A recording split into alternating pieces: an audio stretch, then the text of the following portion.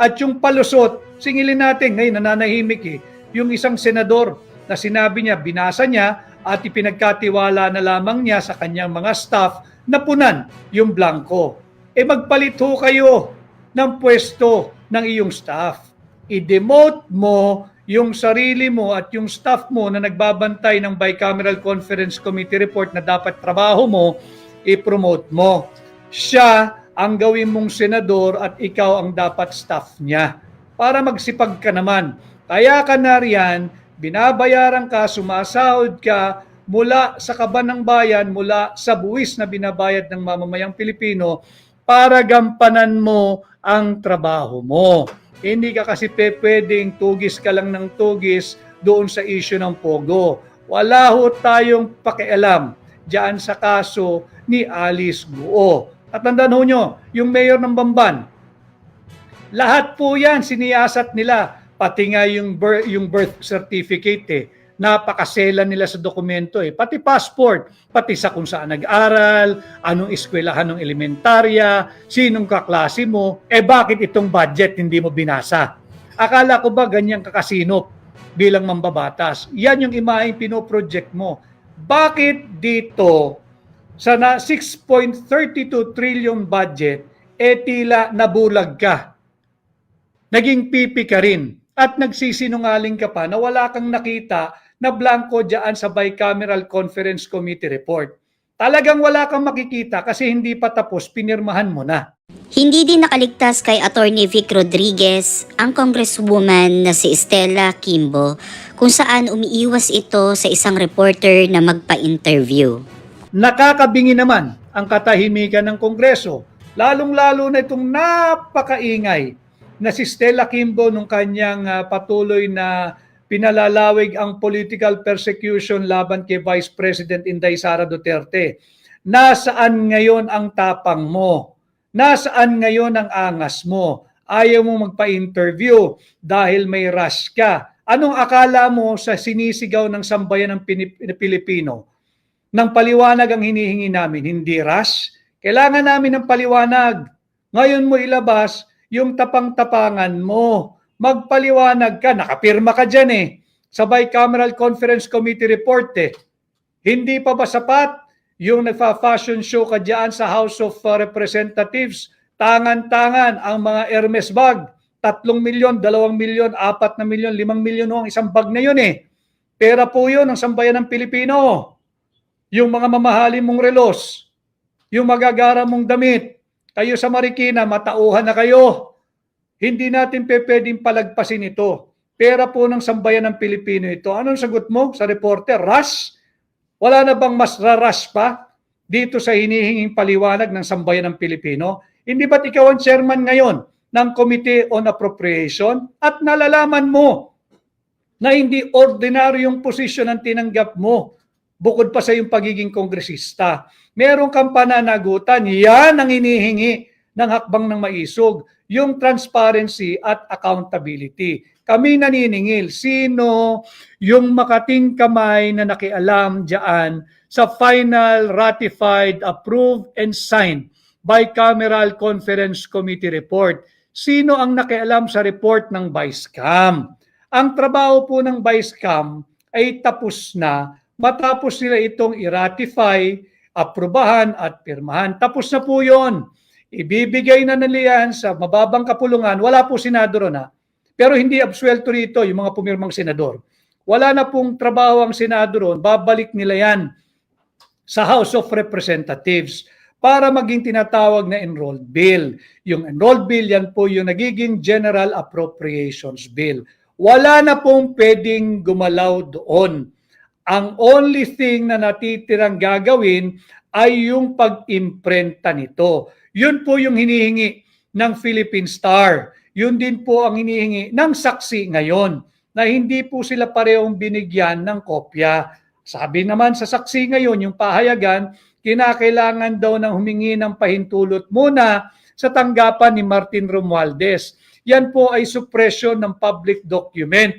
Kaya nga dito may nagaganap na napakalawak, napakalaking cover-up. Kinakailangan malaman po nyo ito nang hindi po tayo patuloy na binubudol ng administrasyon ni Bongbong Marcos. Ang kopya ng General Appropriation at ito na nga po yung nagiging napakainit na usapin ng unconstitutionality sapagkat kailangan malaman po natin sino yung makating kamay na nagpuno ng mga blanco doon sa Bicameral Conference Committee report. Po na discovery ni Congressman Sid Ungab. Si Congressman Sid Ungab po ang ating dapat pasalamatan. Siya po ang nakadiscovery nito. Hindi po talaga biro. Seryosong kaso po ito.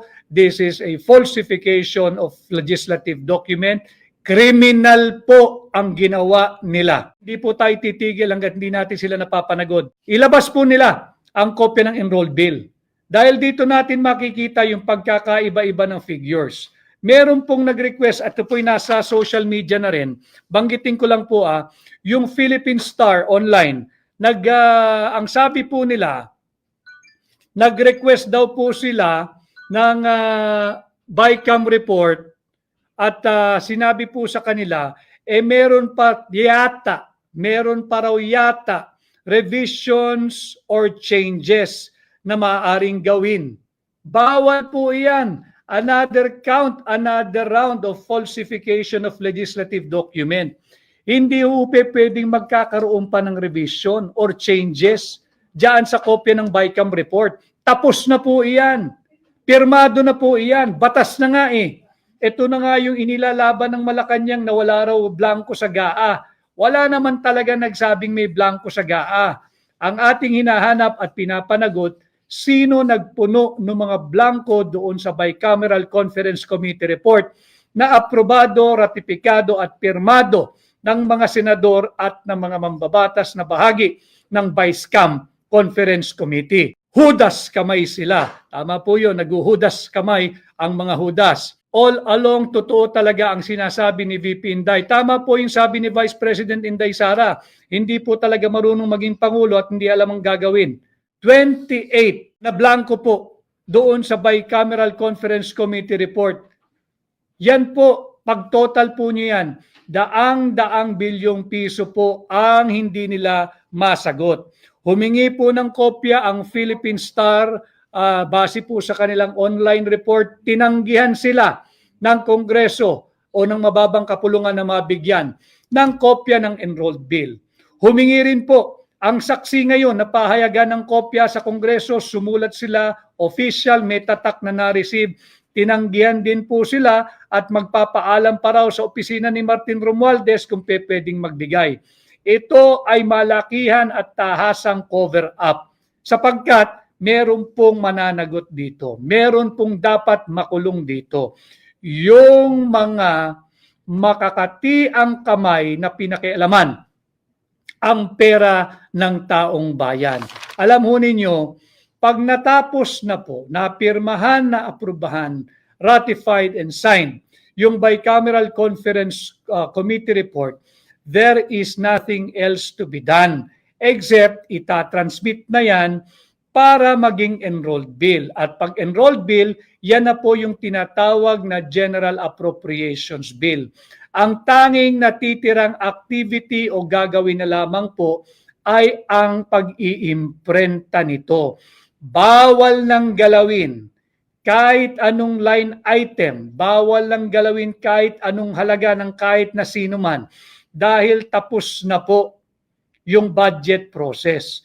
At kung sino man yung may makating kamay na nakialam dyan, guilty po iyon mananagot sa kasong crime against public interest, specifically Article 170 of the Revised Penal Code, yung tinatawag po nating falsification of legislative document.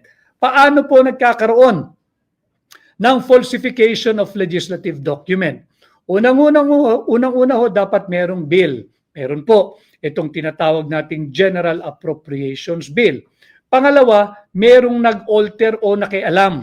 Merong nagbago ng mga line items, ng mga item for appropriation, pati yung halaga ng allocated budget o ng appropriated budget. Pangatlo, yung gumalaw, yung makakating kamay, pwede ho siyang babae, pwede siyang lalaki, pwede po silang grupo, kaya po natin inaalam, ay mga walang authority na galawin yung halagang yan. Wala na po, kahit kongresista ka pa, kahit senador ka pa, wala ka ng authority kasi tapos na ho. Pirmado na eh. Pirmado na. Hindi po draft yon kagaya ng unang palusot nung nagsabing draft yon. You do not sign a draft document. Draft nga eh. Pwede mo nga idiretso sa basurahan yan eh. Nga ho, si Boy Pirma, kailangan natin harapin pati kung sino si yung aling pirma. Sigurado meron dyan at kinakailangan natin panagutin. Kay Andy Hetchanova, Attorney Vic, my idol, inuubos na po nila yung Kaba ng Bayan. Last year pa ho nila inuubos to at noong 2023 pa. Para kung mapatalsik man sila, may baon na sila kahit ilang dekada pa ang dumaan, hindi sila maghihirap. Hindi na po maghihirap yan sa dami ng nakuha nila. Sino kaya ang senador na tinutukoy ni Attorney Vic Rodriguez na tila nagbubulag-bulagan at naging pipi na sa issue ng BICAM report? Comment nyo sa baba mga kababayan kung ano ang opinion ninyo at masasabi sa mga naging pahayag ni Attorney Vic Rodriguez patungkol sa BICAM issue. Panoorin nyo din po ang kabuoang video sa Facebook page ni Attorney Vic Rodriguez. Maraming salamat at kita-kits ulit sa susunod.